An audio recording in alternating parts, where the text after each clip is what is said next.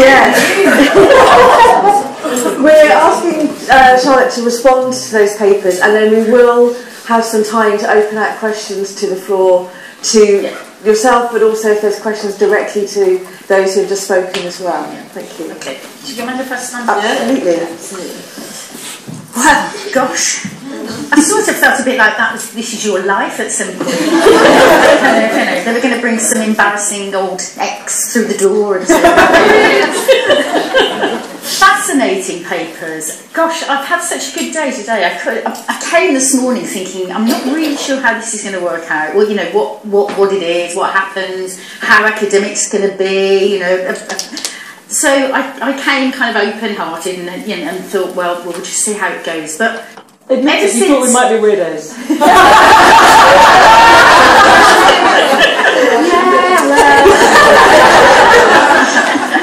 I was thinking, I just missed the sandwiches. But from the very first paper this morning, I've been engrossed. One of the things I am really overwhelmed with is the absolute love and respect for the programme and your commitment to the programme, which is evident, but also your incredible knowledge. I'm just overwhelmed by your incredible knowledge, so well done. Give yourself a round. So I'm just going to feed back a few points on the papers, and then hopefully we'll open up, as Cara said, to some more interesting discussion. So, the Archers has aired over 18,500 episodes, which is astounding. It's the most listened to non-news programme on Radio 4 with over 5 million listeners. You know all this. But did you know that it wasn't always as popular as this? In 1976, the BBC Radio 4 Review Board considered whether it should be axed.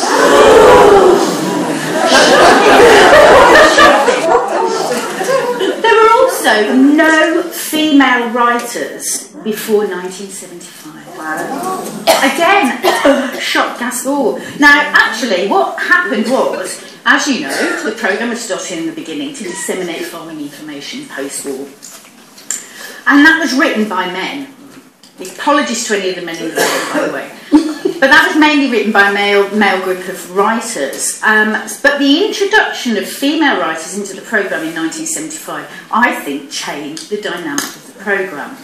Suddenly we were tackling issues like drug addiction, rape, alcoholism, genetically modified crops, badger culling, family breakups, civil partnerships, imprisonment and armed robbery. And I think that's has a direct relationship with bringing women into the writing team.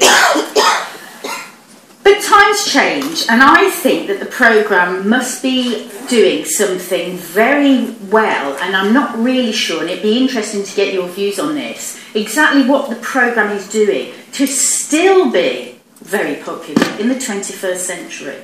After all these years of all the storylines, we were talking about upcycling earlier on, how's it survived? I'd be really interested to know your viewpoints on these.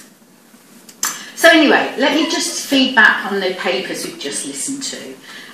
So I'll focus first on the mental health paper. I found this really interesting because my academic interest is in youth mental health. Now, in the programme we've had the odd depression storyline over the years. We've had Rob's narcissistic personality disorder, Helen's eating disorder, Greg's depression and suicide. But I'm unsure that they've been dealt with as effectively as they could. I mean, what about the absence, as the author, I can't remember your name, Elizabeth, said, the absence of any serious mental health problems. We haven't seen the likes of bipolar disorder and schizophrenia. I think there's also an issue about how ongoing adult mental health problems, how they emerge. I mean, the majority of older adult mental health problems have established themselves well before the age of 14. Now, we're not seeing any mental health problems, any depression, any eating disorders in the younger members of Ambridge. So I think that probably is something that we need to have a look at, given that we're seeing higher and greater numbers of young people seeking help for mental health problems or being hospitalised.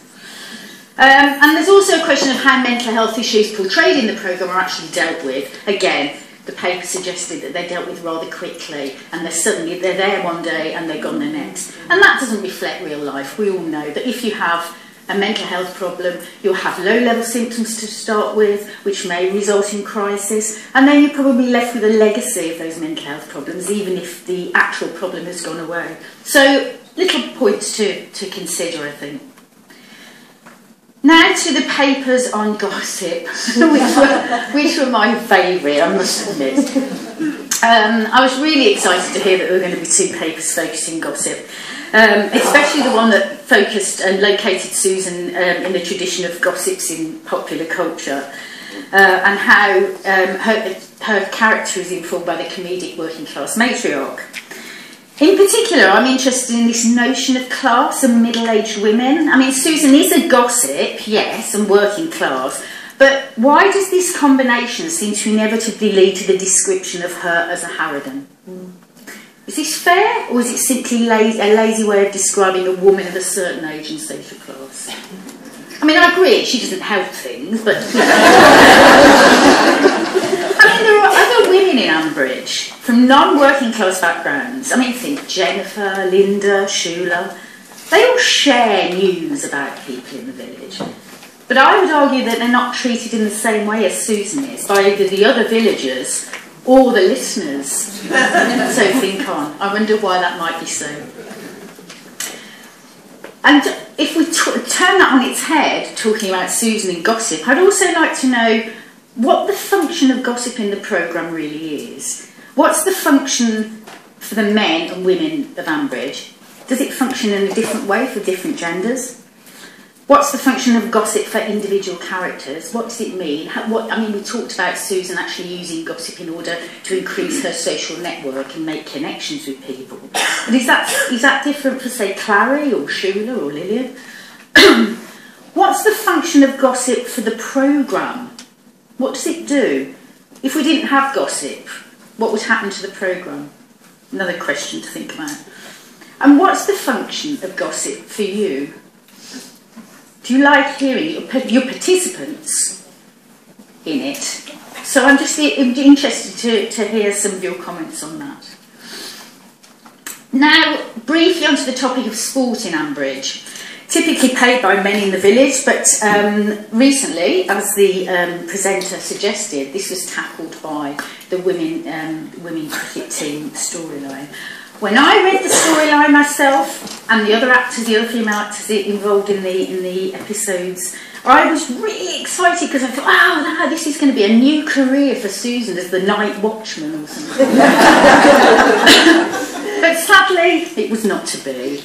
And so we no longer play cricket. But I'm hoping that that wasn't a one-off and that we can get more involved in the programme in sport, because you're right, it's typically about the men's cricket team, isn't it?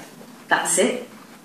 But again, that doesn't reflect society. And I think, you know, there are so many women taking part in sport nowadays, and there are so many issues related to their participation in terms of, you know, like the simple things that we were talking about earlier about changing facilities and funding. I was listening to a programme on Radio 4 the other day about women's football team and how the funding is different for them, and how challenging they found that to keep a team together. And then briefly on to the upcycling paper. Again, really interesting, this concept of upcycling, to explore how this might be applied to the characters and the storylines in Ambridge. And when I was listening to it, I particularly thought of Susan and how she's tried to upcycle Neil. I think you'll all agree she probably did try that when she got him to go and get a job as a feed rep. So that was an interesting thing to think about, and I like that paper very much. That was really interesting. And then finally onto the gender. I mean, this links in with the mental health stuff I was talking about. That again, I don't think that Ambridge represents the wider gender spectrum. I mean, given, you know, it's becoming more and more fluid every day. There's a new group who are identifying themselves in a different way to how we traditionally see the two genders. It's extremely topical, as I said, and I just wanted to mention to you that I have a PhD student at the moment who's looking at resilience. And one of her surveys that she's doing is looking at resilience in young people, LGBTQ, have I got all those right? LGBTQI plus, thank you. How these groups experience resilience, what resilience means to them, and whether they were bullied about their sexuality when they were growing up. So this was an online survey, and I just wanted to throw a couple of findings out, because she hasn't analysed it yet, but I just thought this was very relevant to the paper. That when people were filling out the survey, and this was for people who identified themselves in the LGBTQI plus group, they reported 16 different genders when they identified themselves, and 9 sexualities. And I'll just leave that there, because when we're talking about men and women, what are we talking about nowadays? That's, to me, is evidence that young people are starting to understand and have the confidence and the power to describe themselves how they actually feel. Excuse me. Excuse me. Also, for the 67 who identified as heterosexual in the study, this was a survey clearly labelled as being for LGBTQ individuals. Does this suggest that there's a high level of alliance with the LGBTQ group? So that's another interesting point to think about.